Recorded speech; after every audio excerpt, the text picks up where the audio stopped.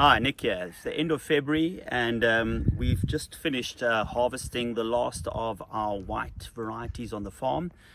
As you might have heard, we had a very big veld fire in the Oldenburg Valley.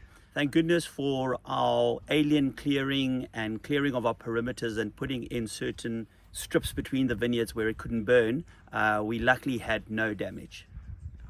But let's go and chat to Christo and see what he's doing in the vineyard, and then afterwards I'll tell you what I'm up to in the cellar. Morning everybody, Christo here.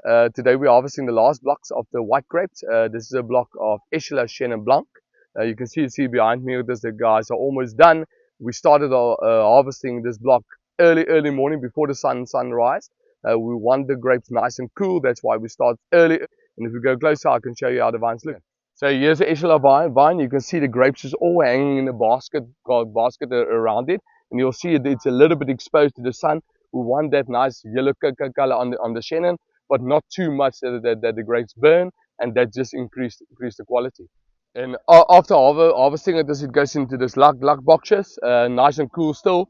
Then it gets transported with the tractor down to the cellar.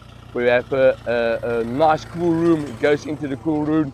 It drops the temperature even more. Then it will go onto the sorter, into the press, and pressed out to go to tank. Yeah, so fighting the fire.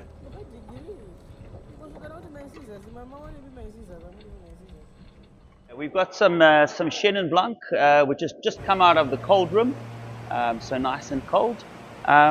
And as you can see with the lug boxes that we use, they take about 18 kilograms of grapes, but they've got slots all around the lug box, even in the bottom. And what that does is that when we put them in the cool room, the cool air can percolate and find its way between the grapes, and in that way effectively cool the grapes. What Hugo's doing here, he's busy putting some of the grapes onto our sorting table here. We've got our diligent team. He's actually busy sorting bunch for bunch, taking out any berries that aren't supposed to be there, so any raisins, any brown berries, any leaves, and then from there it goes all the way up onto our giraffe, which takes the grapes straight into the press. So here we have a 5-ton pneumatic press. We are going to put it on a whole bunch press cycle, on a 3.5-hour champagne cycle, where the maximum pressure that we get on our grapes is 0.6 bar. So very, very low pressure. That just creates the cleanest, best quality juice, well, then it will come out into the tray.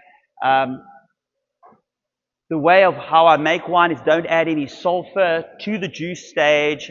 We wait for the juice to go nice and brown to hyperoxidize. We'll then settle it naturally overnight.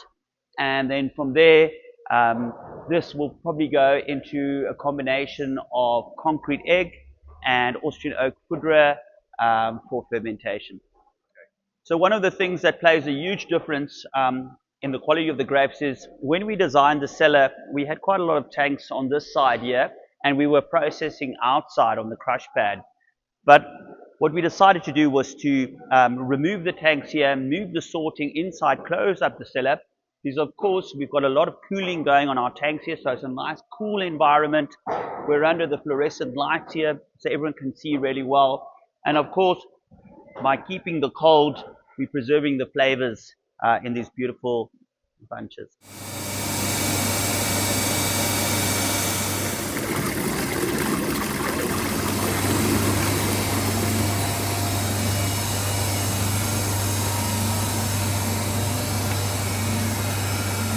Some beautiful Chenin juice,